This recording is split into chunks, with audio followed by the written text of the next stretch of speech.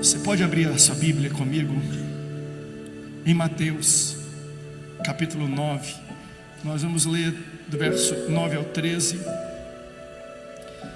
Dani falou aqui um pouco sobre o testemunho de familiares, e ela falou um pouco sobre o pacote da salvação. Você vai entender um pouco. Deixa eu falar uma coisa: o que Deus está fazendo nesse local é extraordinário. À tarde estava quase igual à noite. Nós vamos viver ainda o dia que o culto da tarde vai ter mais gente do que o culto da noite. O culto da tarde estava quase, se não igual a esse culto da noite. Deus tem abençoado essa igreja. Eu quero louvar a Deus pelos novos membros que nós recebemos no culto da noite. O culto da tarde também foi o mesmo número de pessoas. Eu falei, estamos estudando logo fazer mais um culto no domingo. E aí todo mundo tem que estar preparado aqui, todo mundo, né? Porque Deus vai acrescentando, Deus vai abençoando. Se Ele acrescenta é porque Ele entende que existe alimento no solo onde Ele está te plantando. Você entende isso? Você é um ramo que está sendo enxertado, um galho numa árvore onde existe nutrição, onde existe alimento, e o crescimento é uma prova disso. Nós louvamos a Deus pelo que Ele já começou a fazer em nosso meio. Só antes da gente fazer essa leitura, reiterar para toda a igreja o convite que aqui foi feito nessa terça-feira. A gente tem a festa, estamos em festa. Então toda a igreja está convocada nessa terça-feira, a partir das 19h30. Pode chegar, pastor, tem um trabalho, tem que chegar um pouco mais tarde. Não tem problema, pode chegar um pouquinho tarde depois, não tem problema. Pastor missionária Lourdinha, pastor Eliseu Rodrigues dando continuidade, todos estão convocados aqui, tá bom? E eu quero ler com vocês Mateus capítulo 9, a partir do versículo 9, para dar uma continuidade, série de mensagens assim. A gente vai cavar um pouquinho mais. Lembra quando eu ministrei aqui sobre como as nossas emoções, a saúde emocional afeta o espiritual e vice-versa? Por isso que a Bíblia vai tratar sobre o fruto do Espírito. Um fruto espiritual é algo que é gerado através do Espírito Santo. Mas sabe qual é um dos frutos do Espírito? A alegria, que é uma emoção. Então algo espiritual gera uma melhoria emocional, porque o meu espiritual afeta as minhas emoções, mas as minhas emoções afetam o meu desenvolvimento espiritual. Quer ver? Você tem que orar, mas às vezes você está muito desanimado para orar. Então uma emoção está atrapalhando o desenvolvimento de uma disciplina espiritual, porque eles estão interligados. Não tem como eu estar mal espiritualmente e bem emocionalmente. Um vai carregar ou rebocar o outro. E hoje eu quero me aprofundar nisso, porque o espiritual não afeta o emocional, ou é afetado por ele apenas, mas o físico. A minha saúde física, ela também é rebocada, ou reboca a minha saúde espiritual. E esse texto deixa isso muito claro. Hoje eu quero falar sobre a salvação e como a salvação afeta a minha saúde. Mateus capítulo 9, versículo 9 em diante diz assim: passando por ali, Jesus viu um homem chamado Mateus sentado na coletoria e disse-lhe: siga-me. Mateus levantou. Então, estando Jesus na casa, foram comer com ele e seus discípulos muitos publicanos e pecadores. Vendo isso, os fariseus perguntaram aos discípulos dele: por que o mestre de vocês come com os publicanos e pecadores? E ouvindo isso, veja, não perguntaram para Jesus, mas Jesus ouviu e interrompeu a conversa. E ouvindo isso, Jesus disse: não são os que têm saúde ou os sãos que precisam de médico, mas sim os doentes. Vamos aprender o que significa isto? Porque eu desejo misericórdia e não sacrifícios, pois eu não vim chamar justos, mas pecadores.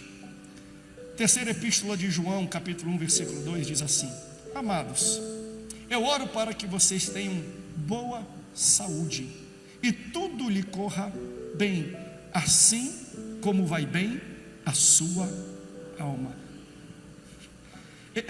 Ele deseja que a saúde física vá bem, assim como vai bem a alma. Aqui ele já está conectando a tua saúde física e a tua alma. Elas andam de mãos dadas. E o meu desejo é que, não que você esteja bem e ruim no outro, é que assim como vai bem a tua saúde, vai bem a tua alma.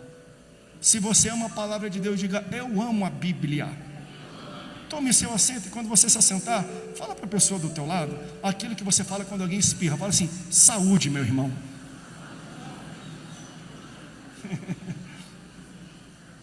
Meus irmãos, tenho um dizer, eu já mencionei algumas vezes aqui, acho que eu mencionei isso aqui logo no início do ano. Tinha uma mensagem que foi muito pregada em vários púlpitos no Brasil, que tinha como tema: Deus me deu um cavalo e uma mensagem, mas eu matei o cavalo, logo não consigo levar a mensagem. O cavalo apontando para a saúde. E eu ministrei isso aos nossos pastores e líderes locais: vamos cuidar da nossa saúde, seja ela emocional, mas principalmente a física, porque nós poderíamos fazer muito mais se a gente tivesse uma saúde plena. A gente não pode categorizar a vida: no espiritual eu estou bem, mas na saúde eu estou mal.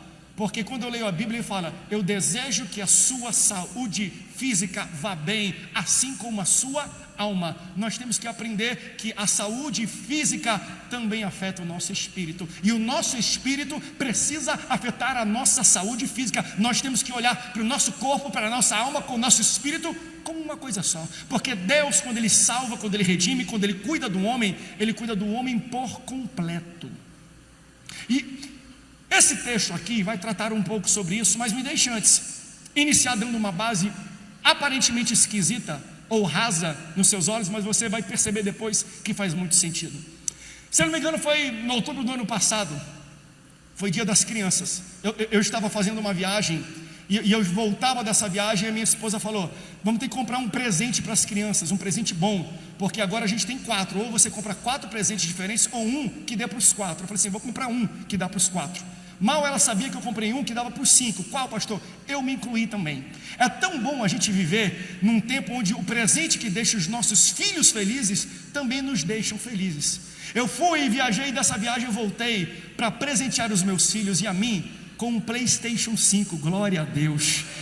Eu sou da geração que o presente do meu filho é um presente para mim também. Essa geração é assim, você sabe muito bem. Eu comprei o videogame e eu comprei 3 discos com jogos para eles, e eu trouxe para casa. Aí você já sabe como é que é. Cheguei de uma viagem internacional, nem dormi direito. Quando eles me viram, estavam nem aí para mim, não sentiam a minha saudade. Eles sabiam que via presente, eles já foram direto para a mala. Onde é que está o nosso presente? Aí eu abri a mala, eles viram que era um PlayStation, eles fizeram a maior festa, e não deu nem tempo de eu descansar, de eu dormir, de eu beber uma água. O que eu fiz? Peguei a caixa, descemos, abri a caixa e eu já fiz a instalação do videogame. Liguei os fios, liguei na televisão, fiz lá o setup, as configurações, porque hoje eu vou falar uma coisa para você: fica meia hora só para você configurar o jogo, de tão complexo que é hoje. Aquilo não é um jogo apenas, é um computador, aquele troço. Aí eu comprei 3 jogos: Homem-Aranha para o Romeu, que ele gosta do Homem-Aranha. Eu comprei corrida da Fórmula 1 e comprei um jogo de futebol. Então a gente foi testando. Primeiro colocou um, jogamos um. Depois colocamos outro, jogamos outro. Depois jogamos e cada um tinha meia hora, 15 minutos para escolher o jogo que queria. E depois que eu estava ficando com fome, já chegando o horário do almoço ou do jantar, nem lembro direito que horas que era, que eu estava virado na viagem, eu falei: meus filhos, fiquem aí jogando que o papai vai descansar um pouco, vou comer alguma coisa, depois eu volto aqui. Horas depois, eu voltei e eu assustei. Porque quando eu voltei e vi o jogo, eles não estavam mais jogando os jogos do disco que eu coloquei. Eu trouxe 3. Quando eu voltei, eles estavam assistindo televisão. Falei: ué, vocês tiraram o videogame? Não, pai, é no videogame. A gente baixou os aplicativos do YouTube, do Amazon Prime, do Disney Channel, do não sei o que, não sei o que. Ah, filho, o que é isso? Não, pai, olha isso aqui também. A gente baixou já uns 10 jogos. Falei: ai, Senhor, quanto é que custa esses 10 jogos aí? Porque já bota lá no cartão e coloca e sai comprando todas as coisas. Aí eles começaram a me mostrar tudo aquilo que o videogame que eu antes só jogava fazia. Eles assistiam um vídeo, daqui a pouco ele: olha, papai, que legal que estava frio na época, ou chegando um frio ali, eles colocaram uma lareira. Eu falei: que é isso? Pai, dá um barulho de lareira e parece que está quentinho, não está? Aí daqui a pouco eles começaram a me mostrar todas as potencialidades e plenitude de diversão que aquela plataforma tinha. Quando eu vi os aplicativos, gente, tinha até telemedicina. Você conseguia fazer uma consulta médica por vídeo através do videogame, do PlayStation. Eu falei: glória a Deus, aleluia. Se isso fosse no meu tempo, né? Eu não saía mais da frente. Falei: só falta ter iFood nisso. Pronto, aí eu zerei aqui. Eu vou ficar a minha vida inteira na frente desse videogame. Aí eles começaram a abrir um joguinho, pastor Jair, que eles tinham baixado, e eu assustei, porque chegou numa hora que tinha um catavento na frente deles. Esse catavento fazia a plataforma voar. E ele, quando estava jogando, ele trouxe para a boca dele o controle e começou a soprar um sensor do controle. Quando ele soprou, o catavento começou a rodar. Eu repreendi em nome de Jesus aquilo na hora. Porque tem um satanás aí rodando aí. Ele soprou, gente, e o negócio virou. E aí, um outro joguinho de asa delta, ele botava para o lado o controle, e a asa delta ia para o lado. Eu falei, filho, não precisa mexer só no botão. Não, pai, quando a gente coloca para o lado, vai para o lado. Quando eu coloco para cima, vai para cima. Quando eu sopro, ele vai mais rápido, porque ele tem sensor. Então aquilo que antes eu pensava que só dava para jogar com setas e botões, eles agora jogavam com movimentos, eles jogavam com sopro, eles podiam assistir televisão, eles podiam ter uma lareira, eles podiam fazer videochamada, eles podiam ouvir música, eles podiam navegar na internet, eles podiam assistir televisão, eles podiam fazer inúmeras coisas que antes para mim só dava para jogar. O que eu estou dizendo com isso? Parece ser bobeira. É que eu comprei um presente também para mim, nós recebemos um presente, só que para mim o presente só dava para fazer uma coisa: jogar videogame. Mas precisou terceiros, nesse caso os meus filhos, me explicarem que o presente que eu tinha muito mais recursos do que aquilo que eu imaginava. Não é apenas para jogar, dava para soprar, dava para pular, dava para assistir, dava para fazer medicina, dava para botar uma lareira, dava para ouvir música, dava para ver televisão, dava para ver e fazer inúmeras outras coisas. Por que eu estou dizendo isso? Pode parecer bobo isso, mas você ainda vai entender a profundidade disso. Todos nós que somos lavados e remidos, todos nós que aceitamos a Jesus Cristo como Salvador, também recebemos um presente que é o presente mais valioso que alguém pode ter, que é o presente da salvação. Tem alguém que foi salvo aqui essa noite? É um presente que todo crente já recebeu. Mas sabia que nem todos conhecem toda a plenitude de recursos que a salvação pode nos dar? E quando a gente não conhece o que a salvação pode nos dar, vai ser necessário uma terceira pessoa, nesse caso eu e a palavra de Deus hoje, explicar para você todos os recursos que tem na salvação, que Jesus Cristo na cruz do Calvário conseguiu conceder para você. Porque quando eu não conheço o que a salvação pode me entregar, de duas uma: ou eu abuso dela, ou eu a subutilizo. Quando nós não conhecemos a função de algo, por exemplo, se um marido não conhece a função da sua mulher, ou ele vai abusar da mulher, ou subutilizar a mulher. Se a sua esposa não conhece a sua função, homem, para que Deus te fez, ou ela vai te subutilizar, ou abusar de você. Quando nós não conhecemos a plenitude dos recursos e daquilo que a salvação nos traz, de dois um: ou abusamos da salvação, ou nós subutilizamos ela. Quando eu desconheço algo, e para mim, numa igreja como essa, eu acho que nós subutilizamos muito aquilo que a salvação pode me dar. Como, pastor? Porque quando eu falo de salvação, você fala assim: mas salvação, pastor, é para me levar para o céu. Está errado? Não, está certo, mas está incompleto. Quando a gente desconhece a imensidão de possibilidades que ela nos oferece, a gente deixa de entender que salvação não é apenas para ter uma vida eterna no céu, mas ter uma vida de qualidade na terra.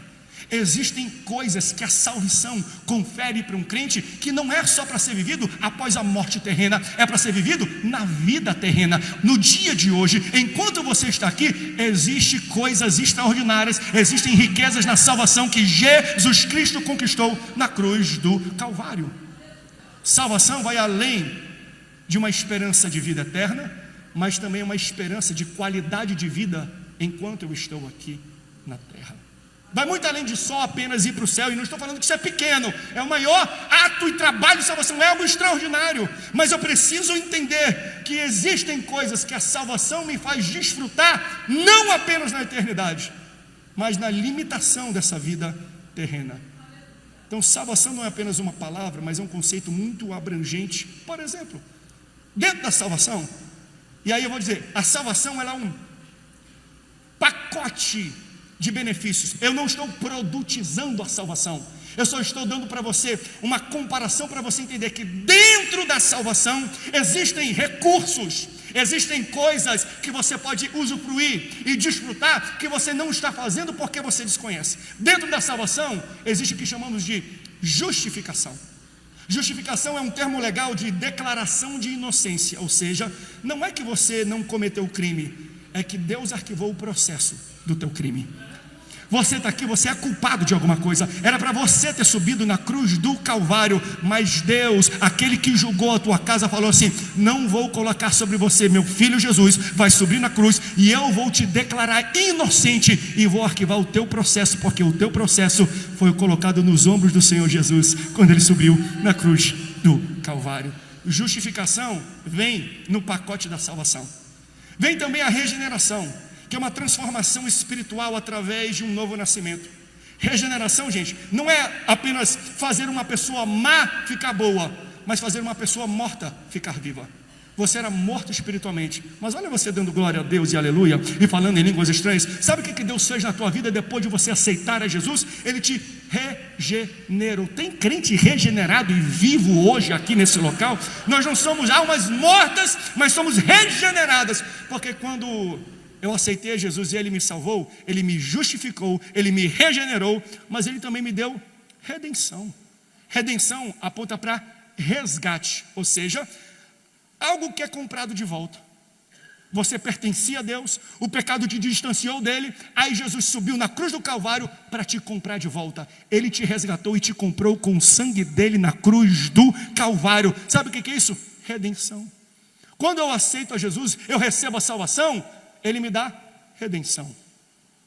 Mas de todas essas qualidades que eu estou citando, eu posso ir além. Eu quero enfatizar uma, que para mim é fantástica, porque essa qualidade aqui, ela vai além de uma vida na eternidade, mas ela se aplica para uma vida aqui na terra, que é a qualidade, que é o pacote, que é o benefício da santificação. Santificação é o processo de transformação na imagem de Cristo. Então eu sou salvo em um momento, mas eu sou moldado e santificado durante toda a minha vida. Então você percebe? Em 2 minutos eu citei alguns benefícios no pacote da salvação para você, que às vezes você não utilizava do presente que Deus te deu. Então não abraçar esta realidade é como se eu tivesse um PlayStation 5 e só jogasse com controle, e não assoprasse o controle, e não visse vídeos, e não fazia telechamada, e não tem telemedicina. Então o pacote da salvação te dá muitas possibilidades que você pode usar. Isso aponta para o que Jesus fez na cruz do Calvário. Jesus me morreu por mim, e Jesus me deu salvação, não apenas para eu ser justo e reto, mas para eu ser saudável. Justo e reto aponta para uma vida plena na eternidade. Saudável aponta para uma plenitude aqui na terra.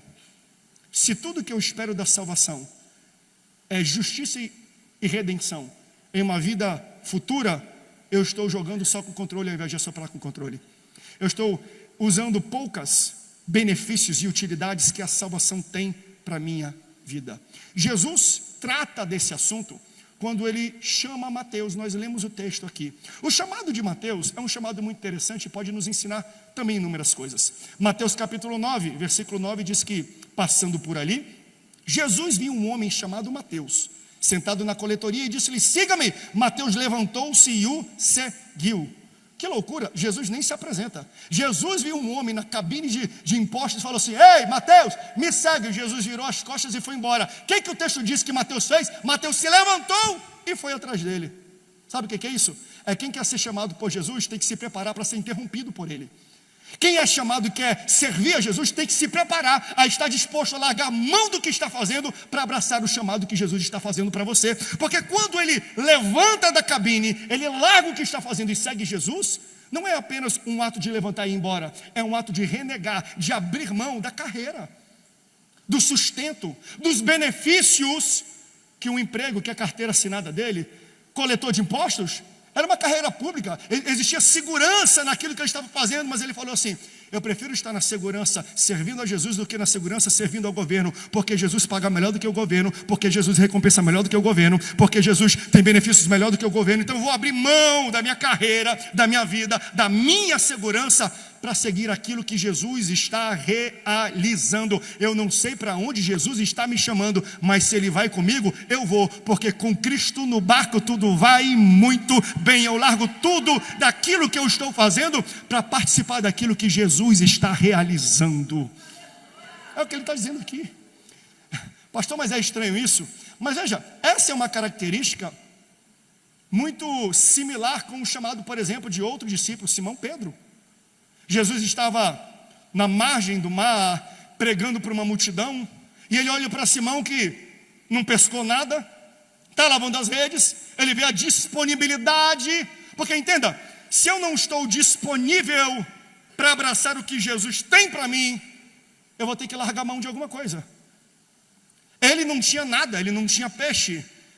Pode parecer estranho isso que eu vou ministrar aqui, mas muitas vezes pessoas precisam ter péssimos resultados para estarem disponíveis para o chamado de Jesus.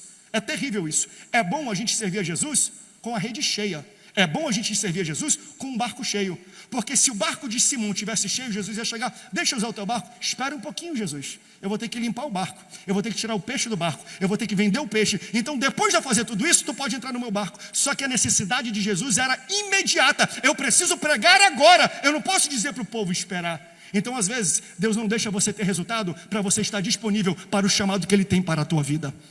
Eu sei que é difícil e duro, mas é assim às vezes. Porque se eu estou ocupado com as minhas coisas, os meus braços não estão disponíveis para abraçar o que Jesus tem para mim. Ele pede para usar o barco, Simão, ok. Ele prega para o povo, depois de pregar para o povo, ele vai para o fundo e fala assim: atira de novo a rede. Senhor, a gente estava a madrugada inteira, você conhece a história. Ele falou: mas sobre a tua palavra eu jogarei. Ele lançou a rede, teve a melhor pesca, a maior pesca da sua existência e da sua carreira. E nós conhecemos, a Bíblia descreve como a pesca maravilhosa. E rompeu a rede, estava afundando o barco de tanto peixe. Mas eu não quero me ater a essa passagem, porque ele volta lá para o deck, ele volta lá para o mar, para a margem, e ele começa a tirar o peixe. Quando ele tira e vê aquela montanha de peixe, aquele resultado extraordinário, aí que Jesus faz o convite e o chamado: Pedro, você não será mais pescador de peixes, eu te farei pescador de homens. E ele olhando o maior resultado do seu trabalho, e Jesus o chamando, ele tinha que abrir mão desse peixe para seguir Jesus. O que ele fez?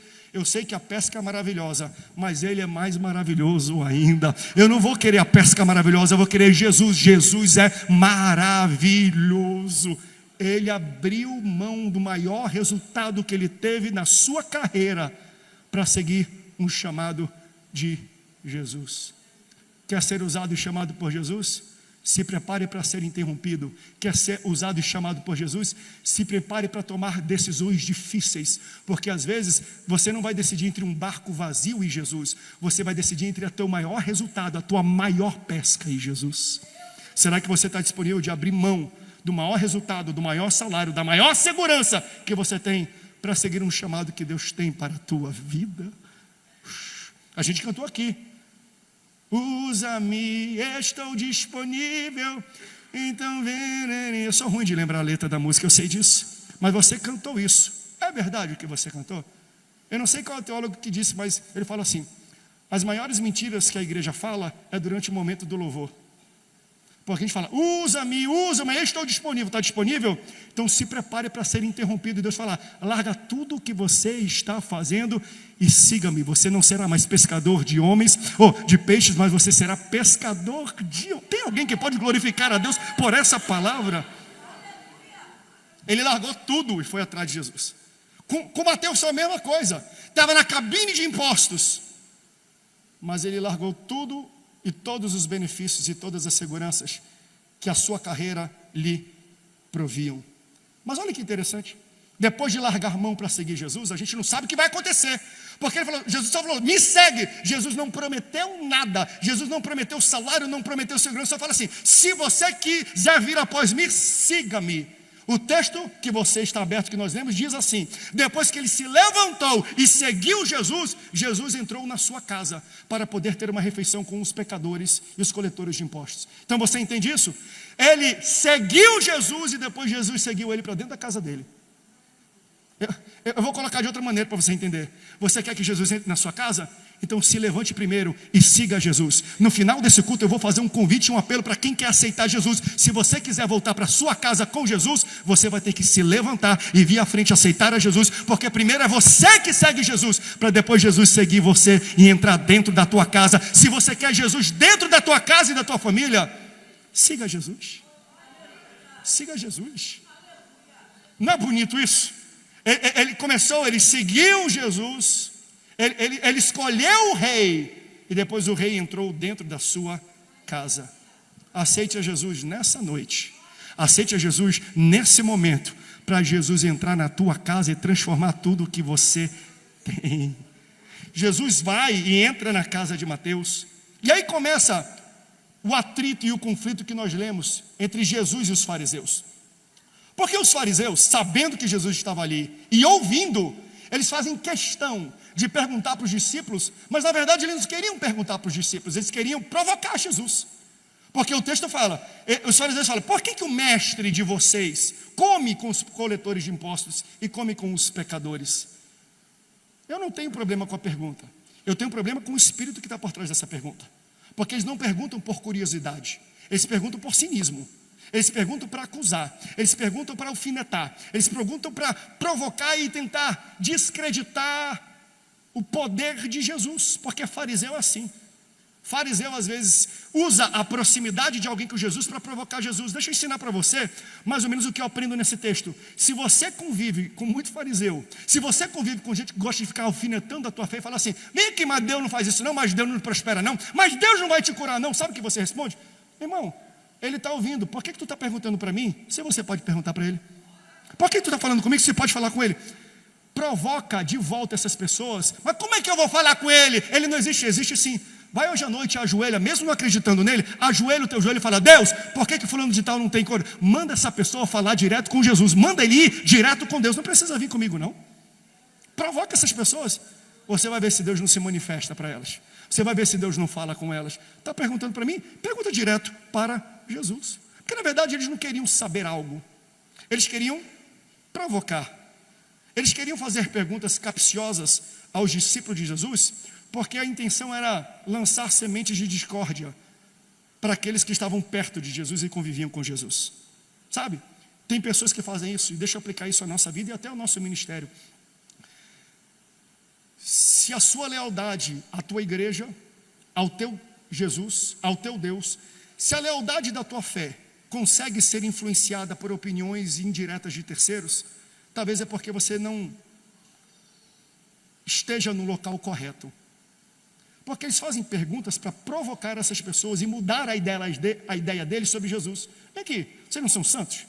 Vocês não são separados? Então por que vocês não estão no meio desse povo imundo? Para fazer eles pensarem assim: é mesmo, né? E eu acho que eu estou no lugar errado, né? Então se a sua lealdade se desvia tão rápido, é influenciada tão rápida por uma pergunta ou alguém questionando, quem sabe o lugar que você está não merece que você esteja lá. Irmãos, Jesus tem uma resposta tão interessante para isso. Não está no texto de Mateus, mas em 1 João, capítulo 2, versículo 19, acontece algo um pouco parecido, sobre pessoas que estão perto, mas ao serem provocadas e estimuladas ao contrário, elas se desligam muito rápido. Olha o que Jesus fala: eles saíram do nosso meio, mas na realidade eles não eram dos nossos, pois se fossem dos nossos, teriam permanecido conosco. O fato de terem saído mostra que nenhum deles eram dos nossos. Olha que maturidade maravilhosa que Jesus nos ensina.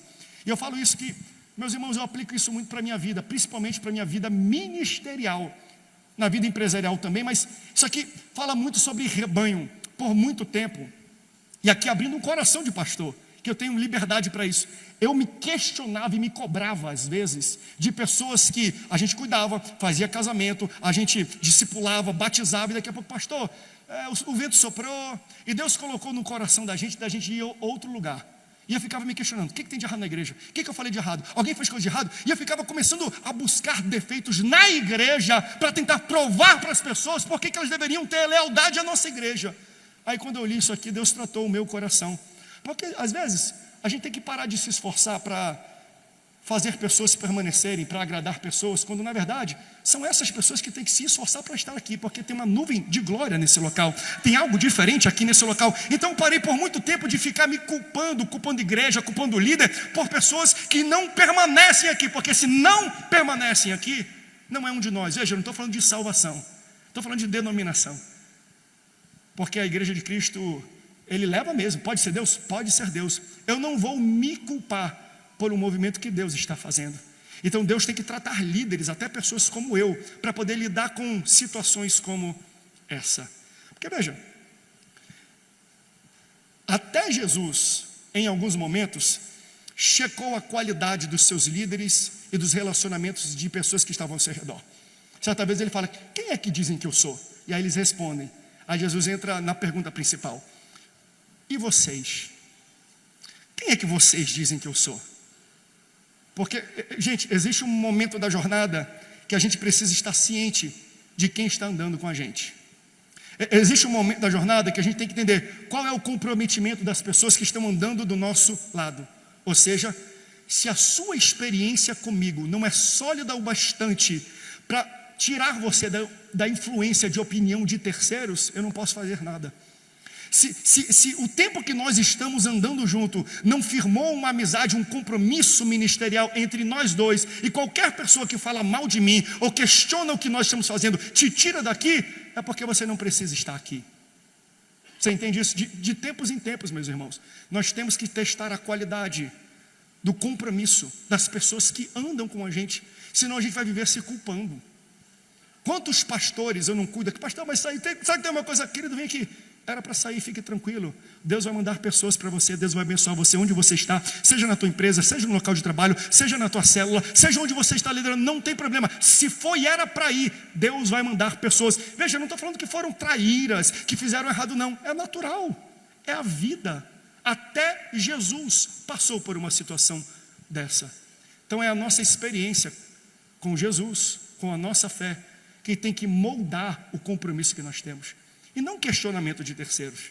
Porque veja, o questionamento foi capcioso. Por que ele come com coletores de impostos e com pecadores? A pergunta é sobre Jesus, mas não é endereçada a Jesus. Mas Jesus é tipo a minha mulher. Ela está aqui com as crianças, mas está ouvindo a minha conversa bem ali. Ele está aqui sentado comendo com o pessoal e ele ouve: por que Jesus está comendo com esses pecadores? Jesus nem permite que os seus discípulos respondam. Ele dá ali de onde ele está. Ele vira e Jesus dá uma resposta. Ele fala assim: ei, não são os sãos, não são os saudáveis que precisam de médico, mas sim os doentes. Os fariseus, quem está questionando Jesus, é um segmento religioso judaico que coloca a lei escrita de Moisés, a interpretação da lei de Moisés e a tradição oral no mesmo patamar das escrituras, ou às vezes acima das escrituras. Então, eles confundiam a interpretação da palavra com a própria palavra. E quando a gente faz isso, preste atenção, igreja, eu sei que eu estou falando aqui na internet e para um povo diverso. Cuidado com locais, com líderes, com igrejas, independente de denominação, seja evangélica, seja não evangélica. Quando um líder religioso fala que a tradição oral, que a tradição da igreja, que os usos e costumes estão igualados à palavra de Deus, fuja desse lugar. O dia que eu, pastor André, falar para você que os usos e costumes da Assembleia de Deus estão equiparados ou acima da Bíblia, saia daqui. Cuidado, isso aqui é perigosíssimo. Eu querer equiparar as minhas experiências, as experiências sociais de uma igreja e dizer: Deus faz assim, não faz não. A palavra dele está acima de tudo. Aquilo que Deus diz, tem um texto que ele fala assim: eu coloquei a minha palavra acima do meu nome. A gente não canta que nós engrandecemos o nome do Senhor, que nós elevamos o nome do Senhor está acima de tudo. E ele fala assim: mas o que eu digo está acima do meu nome. Então não vem você dizer que a tua doutrina, a tua interpretação, o teu comentário, o teu histórico está acima daquilo que eu digo. Não é a igreja que determina o que sai da boca de Deus, é o que sai da boca de Deus que determina o que é a igreja. E se alguém falar o contrário, meu irmão, foge desse lugar. Por quê? porque isso chama-se farisaísmo. Porque esses fariseus, além de falar isso, eles ridicularizavam, intimidavam e julgavam pessoas que interpretavam e pensavam diferente deles. As críticas mais duras de Jesus foi para esse segmento de camaradas aqui. Jesus chamava eles de hipócritas. Hipócrita vem do grego, que é uma palavra que fala teatro de máscaras, ou seja, é usar uma máscara para fazer uma representação daquilo que você não é. Jesus não tem problema com pessoas imperfeitas. Jesus tem problema com pessoas imperfeitas que botam uma máscara de perfeitas. Jesus não tem problema com pessoas pecadoras. O problema de Jesus é pecador que bota uma máscara de santarrão, de santidade, e que fica intimidando e julgando os pecadores, intimidando e julgando pessoas que são diferentes deles. Para esse, Jesus fala: vocês são hipócritas, vocês são sepulcros caiados. Por fora é lindo porque vocês usam máscara, mas por dentro está morto e podre. Você entende isso? Jesus falava mais pesado com religiosos hipócritas do que com o mundão. Sabe por quê? O mundão é coerente. O mundão nunca disse que era perfeito. Se você vai com uma pessoa no mundão e fala: eu nem vou na igreja porque eu tenho muito pecado, eu nem mereço estar lá dentro. Coerência. O problema é gente que está pior do que eles dentro da igreja dizendo que é santarrão. Para esses, Jesus fala: hipócritas, sepulcros caiados. Vocês estão todo errado e estão julgando os outros que têm erros menores do que o de vocês. Tira a máscara. Você está na casa do Senhor. Deixa esta palavra cuidar e amparar a tua vida. Porque isso aqui, veja, a gente tem ministrado. Eu hoje estou exortando a igreja para a gente não ganhar características do espírito de fariseu. Porque é muito fácil. Nós temos uma tradição de 84 anos. É muito fácil a gente pegar uma tradição, uso e costume e equiparar com a palavra. Quando nós fazemos isso, a gente começa a ter um espírito de fariseu. Ou seja, é o legalismo, que é uma adesão à letra da lei e não ao espírito. Segundo, ritualismo. É quando eu dou ênfase em rotinas religiosas ao invés de fomentar uma fé genuína. É quando o que mais importa é a roupa certa do culto e não o coração certo que eu apresento o meu culto. É quando pessoas se importam mais com o tipo de barba, o tipo de tênis que você usa na igreja, do que o coração que você traz para ser crescido na sua fé dentro da igreja. Sabe, é quando pessoas olham mais para o que é externo do que é interno. Então eu tenho que parecer ser crente e não ser, porque para hipócritas eu tenho que parecer e não ser. Quando a gente começa a ver movimentos de equiparação, a gente tem que ter cuidado e falar assim: opa, isso aqui é ritualismo, e ritualismo é proveniente de farisaísmo. Tem o que a gente chama de separatismo, que é o isolamento. Eles eram assim: o isolamento daqueles que são considerados menos santos ou sujos e imundos. É contrário àquilo que a gente está pregando o ano inteiro. O que eles estão ensinando aqui, o separatismo é: nós queremos ser sal dentro do saleiro, porque a gente é santo demais para se misturar com o povo que vai para o carnaval. A gente é santo demais para visitar as casas, os hospitais, para visitar os presídios, para visitar casas de recuperação. Não, deixa lá aquele povo já está indo para o inferno mesmo. Ei, vocês são sal da terra e luz do mundo. Nós temos que permear todos os segmentos dessa sociedade. É um povo que faz muito julgamento, então eles têm a tendência de condenar os outros com base em padrões externos. Jesus vai chamar isso de sepulcro caiado, né? Você é bonito por fora e por dentro você é todo acabado. Por último, qual é uma tendência desse espírito de farisaísmo? É o elitismo, é a crença que nós somos o dono da verdade. Eu tenho a verdade e todo mundo que é contrário a mim não sabe de nada. Na conversa, você está com o texto aí aberto, né? No versículo 12 Jesus fala, ouvindo isso Jesus falou assim: não são os que têm saúde que precisam de médico, mas sim os doentes. Olha o que Jesus fala depois para tratar o elitismo. Ei, vão aprender o que significa isso? Porque eu desejo misericórdia e não sacrifício, pois eu não vim para chamar justos, mas os pecadores.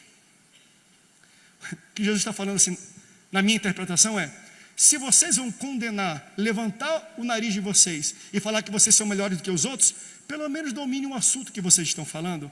Porque Jesus está corrigindo aqui a teologia deles, como fez em muitas outras áreas. Ao fazer isso, Jesus está deixando muito claro que eles acham que são teologicamente astutos, mas não entendem nada da palavra. Jesus está falando assim: já que vocês de alguma forma querem ser arrogantes, pelo menos domine o assunto. Para cima de Moá? Aqui não, meu filho. Se vocês querem dar uma de santarrão, saibam pelo menos o que você está falando. Por isso que Jesus fala aqui: vão aprender o que significa isso. Já que vocês são bons, eu estou corrigindo a teologia de vocês. Eu sinto a presença do Espírito Santo aqui através dessa palavra. Ele corrige caminhos da nossa igreja e os nossos corações. E a resposta que Jesus dá é o que abre o nosso coração para mim, um dos grandes benefícios do pacote de salvação. Jesus fala assim, ó: não são os sãos, os saudáveis que precisam de médico, mas os doentes. Jesus apresenta a salvação como cura e se apresenta como médico. Jesus conecta retidão com bem-estar. Jesus conecta salvação com saúde. Escute isso, igreja. A cura física está incluída no pacote da salvação. Você é salvo? Receba cura em nome de Jesus. Porque Jesus fala: eu sou um médico e a salvação é a cura. Salvação não é apenas um movimento espiritual de te levar para o céu, mas é um movimento para sarar o teu corpo enquanto você está aqui na terra. Sarar o teu corpo, sarar as tuas emoções, sarar a tua alma. Então a cura está no guarda-chuva da salvação. Qual, pastor? Você lembra que eu falei? Justificação, eu falei de regeneração, eu falei de redenção, mas eu falei de santificação. Para mim, a cura está debaixo do subproduto da salvação chamado santificação. Porque, meu amor, santificação é quando eu me torno parecido com Cristo. Então, para eu me tornar na forma de Cristo, eu tenho que fugir da minha crise. No processo de ser como Cristo, eu saio da minha crise. A etimologia da palavra salvação, a raiz dela é do grego sotéria, salve, que significa pomada ou curativo. Então a salvação não é apenas uma cura para o pecado, mas também cura o que o pecado quebrou em mim. Porque eu posso estar salvo e eu vou para o céu, mas enquanto eu estou aqui na terra, eu estou sofrendo as consequências do pecado que eu fiz. Ei, o que a salvação tem para você não é apenas uma vida eterna no céu, mas é uma qualidade de vida aqui na terra. Existe cura para a tua alma, existe cura para a tua saúde, existe cura para as tuas emoções, existe cura para os teus relacionamentos, existe cura para a tua vida na salvação. Abraça isso. Mas pastor, como é que eu faço isso na prática? Se santificando. Santificação é quando eu oro. Santificação é quando eu leio a Bíblia. Santificação é quando eu congrego com os irmãos. Santificação é quando eu me pareço com Jesus. Ou seja, tudo que você for fazer daqui para frente, se pergunte: como é que Jesus faria? Porque se eu tentar fazer como Jesus faria, eu vou me parecendo com Jesus. E ao me parecer com Jesus, do nada a cura vem. Do nada se levantam pessoas da minha família lá do leito do hospital. Do nada eu vejo situações que eu nem esperava sendo curadas. Porque existe cura, meus irmãos, na santificação. Aquilo que é algo espiritual afeta, manipula, ele entra naquilo que é físico. Debaixo da salvação tem a santificação. E quando você se santifica, a cura chega para a tua. Tem alguém recebendo essa ministração e essa palavra aqui?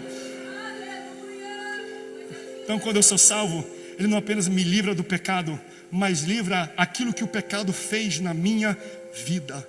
Então, se eu estou salvo e eu estou indo para o céu, mas eu não estou abraçando o que a salvação tem para mim na terra, eu estou jogando videogame só com controle, quando eu poderia estar soprando ele, quando eu poderia estar movendo ele, quando eu poderia estar usando vídeo, quando eu poderia estar tendo telemedicina pela internet. Existe muito mais dentro do pacote da salvação que Jesus Cristo conseguiu para ti na cruz do Calvário. Tudo que Jesus conquistou na cruz é nossa herança, todas as bênçãos de Deus para nós. Quem toma posse? É o quê?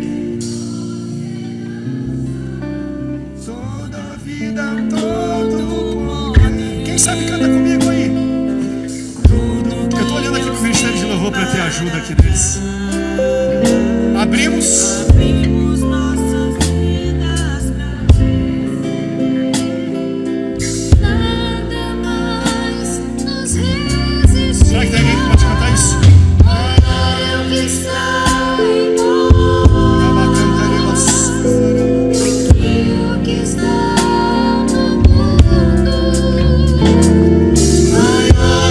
Está em nós.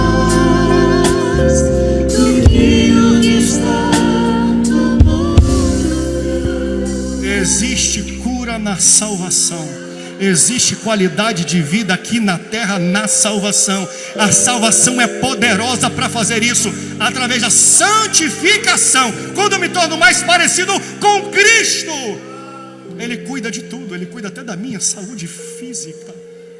Aleluia. Sabe por quê? Porque veja, quando nós quebramos os estatutos de Deus, os estatutos de Deus nos quebram. É que nem um manual de instrução. Todo criador faz uma criatura. Se uma fábrica fabrica uma camisa de linho, ela coloca lá instruções: não lave em água suja. Não, suja não, né? Vai lavar em água suja. Água quente, gente. Não coloque em máquina de lavar. Aí você vai e coloca. Você não obedece às instruções. Aí você estraga a camisa, deixa ela toda troncha, toda repuxada. Você compra um celular, por incrível que pareça, eu sei que ninguém aqui lê o manual do celular, nem eu leio, mas no manual do celular tem um ponto lá que fala assim: não utilize esse celular dentro do micro-ondas. Aparentemente coloca porque pessoas colocam no micro-ondas. Se você colocar o seu celular no micro-ondas e dar start, vai quebrar o celular. Sabe por quê? Porque se você não seguir a instrução do manual, a instrução do manual te quebra. E quando nós somos quebrados, porque quando um criador cria uma criatura, ele dá um manual de instruções para proteger a longevidade dessa criação.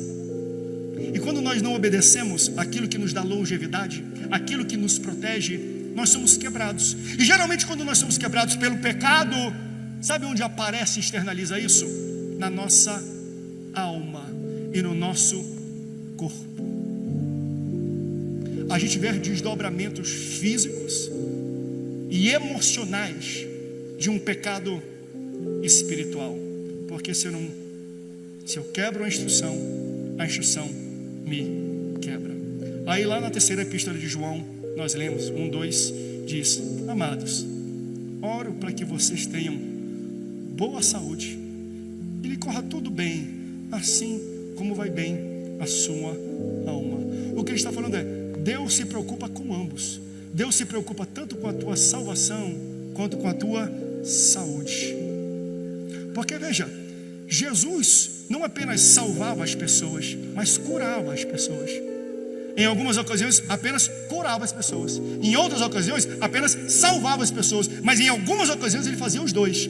Lembra? Os amigos do paralítico fazem um buraco no teto, o pastor Jurandir, descem ele fala assim: gostei, por causa da fé de vocês, os teus pecados estão perdoados. Ele trouxe salvação para aquele, ele trouxe perdão de pecado. Ele falou: não, o problema não é o perdão de pecado, é a cura. Só para vocês verem que o Filho do Homem tem poder aqui na terra, levanta e anda. O que ele está fazendo? Porque você foi salvo, agora você recebe o pacote que vem na salvação. Receba a cura em nome de Jesus. Pastor, por que para uns a cura é rápida, para outros demora? É porque a santificação é um processo, não é do dia para a noite. Existem pessoas que são viciadas em álcool, viciadas em cigarro, e vem para cá. Na salvação, Deus liberta, ponto. Mas tem pessoas que estão sofrendo com a mesma coisa e não são libertas na hora. Serão libertas através da santificação. Pastor, por que uns sim e outros não? Sabe por quê? Não sei. Mas uma coisa eu posso aprender com isso: Deus, conhecendo as pessoas, conhecendo a personalidade delas, entende: eu liberto esse camarada porque ele terá mais dificuldade, ou eu liberto esse camarada porque ele é tranquilo na convivência da igreja. Já esse aqui não, se eu libertar aqui, ele não volta mais para a igreja. Então eu vou santificar, porque a santificação também se denota que ele está no meio de uma igreja. Só podemos ser santificados quando andamos com outros santos. Só podemos ser santificados quando estamos em congregação, quando nós participamos de uma igreja local. Logo, eu conheço como você é. Se você receber aqui, você volta e nem me agradece. Então eu vou fazer devagarzinho para eu desenvolver raízes na igreja local. É uma das formas. Deus conhece cada pessoa. Ele liberta um e não liberta outro instantaneamente. Por quê? Porque Ele sabe quem é a peça que Ele está trabalhando, qual é o jeito da pessoa que Ele está cuidando. Então Jesus, Ele veio salvar a nossa alma do inferno, mas curar a nossa alma. Jesus veio trazer salvação, mas veio trazer saúde. Certa vez um cego vem até Jesus e ele cospe no olho do cego. Jesus tinha as metodologias mais interessantes para curar. No outro ele fez uma lama, no outro ele tocou 2 vezes, mas nesse ele cuspiu. Por que ele cuspiu para o camarada ver? Eu imagino que, dentro daquele exemplo que eu dei para você, conhecendo a vida do camarada, o temperamento do camarada, ele falou assim: esse aqui, eu não tenho que só dar cura para ele, eu tenho que ensinar o que é santificação. Preste atenção, santificação é me tornar como Cristo. Então o que Jesus faz? Eu vou pegar o meu DNA e colocar nele, porque o meu DNA carrega as minhas características. Porque o parecer de alguém, quer saber se um é filho, pai de outro? Pega a saliva, lá tem um DNA, porque o DNA vai denunciar. Eles são parecidos, eles são próximos, eles são íntimos, porque o DNA deles é igual, é parecido. Jesus falou assim: então eu vou fazer uma coisa, eu vou te curar, mas você vai ser parecido comigo também. Então Jesus coloca a saliva no olho daquele rapaz, porque muitas vezes nos dias de hoje a gente quer a cura de Jesus, mas a gente não quer o processo da santificação. A gente quer ser curado por Jesus, mas não quer se parecer como Ele. Aí Jesus vai: vem aqui, deixa eu fazer um milagre. Esse milagre de Jesus, ele se encaixa nisso aqui. Eu vou te salvar, mas eu quero te santificar, porque eu quero que você se torne cada vez mais parecido comigo. Eu quero que você carregue as minhas características com você, porque quando Jesus te cura, não é só para você se sentir bem, é para você se sentir como Ele. Não é só para você parecer bem, é para você se parecer como Ele. Se Ele cura a tua visão, você tem que ver a vida como Jesus vê. Se Jesus faz um milagre financeiro na tua vida, você tem que investir o seu dinheiro como Jesus investiria. O nosso problema é que a gente quer a cura, mas a gente não quer passar pelo processo de santificação. A gente não quer se parecer com Jesus. Meus irmãos, quando você tem salvação, você é justificado, você é regenerado, você tem redenção, e começa um processo de santificação. Porque quando Jesus te salva, Ele quer te santificar e Ele quer te curar para você se parecer como Ele. Vamos cantar? Sabe que louvor? Você pode ficar em pé. Meu Deus, aleluia, glória a Deus. Vamos cantar como Zaqueu: entra na minha casa, entra na minha vida. Vamos de novo. Eu quero louvar com esse hino. Nós cantamos à tarde. Meus irmãos, Deus colocou essa palavra no meu coração, porque Ele quer começar a trazer cura física para pessoas nessa igreja. E às vezes a gente pede a cura e Jesus quer mostrar o processo dela. O que Ele está falando é: eu quero te curar, mas antes se santifica. Busca ser parecido comigo. Meus irmãos, por mais que conheçamos a palavra, somos bons entendedores da Bíblia, às vezes nós ainda não entendemos a plenitude do que a salvação oferece para a nossa vida. A partir do momento que você é salvo, inicia um processo de santificação.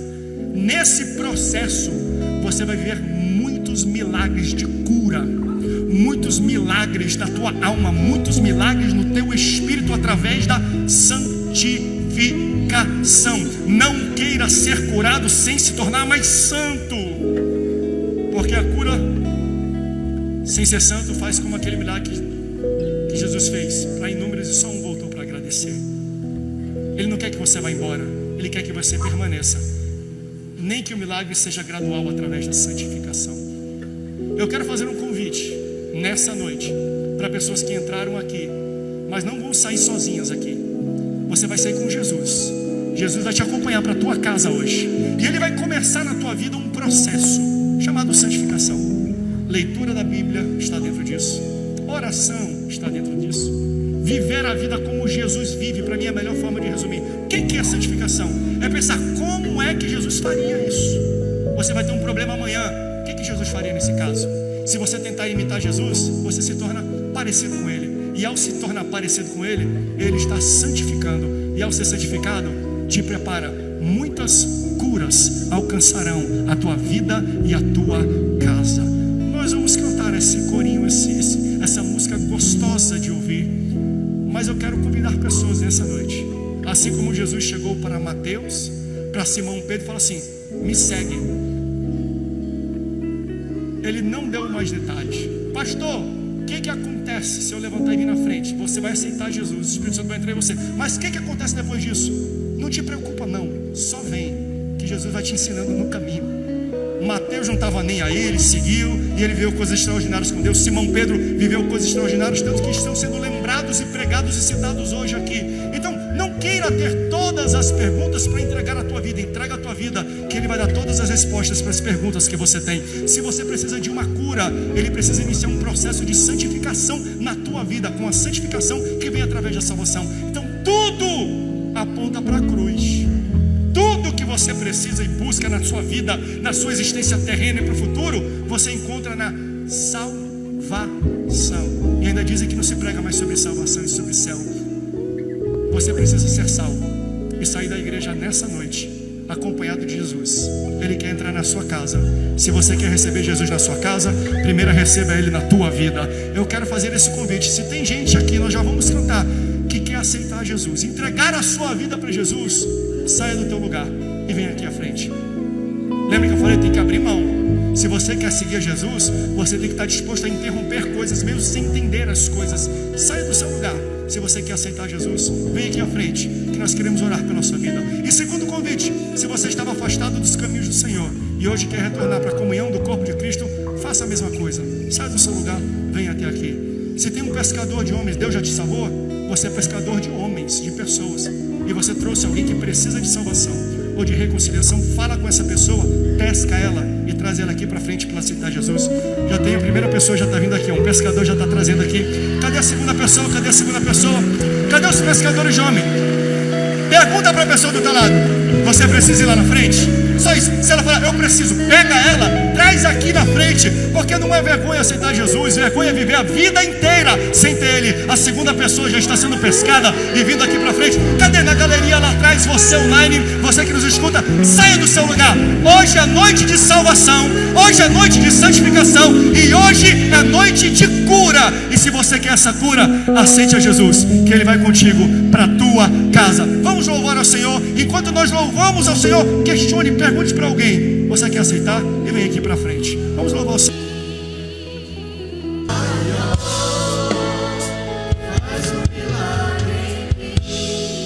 Senhor, nós te apresentamos esse culto hoje. Nós abrimos o nosso coração para o ensino da tua palavra, que foi lançado no nosso coração, que produza muitos frutos, Senhor. Nós aprendemos hoje que existe muito mais na salvação.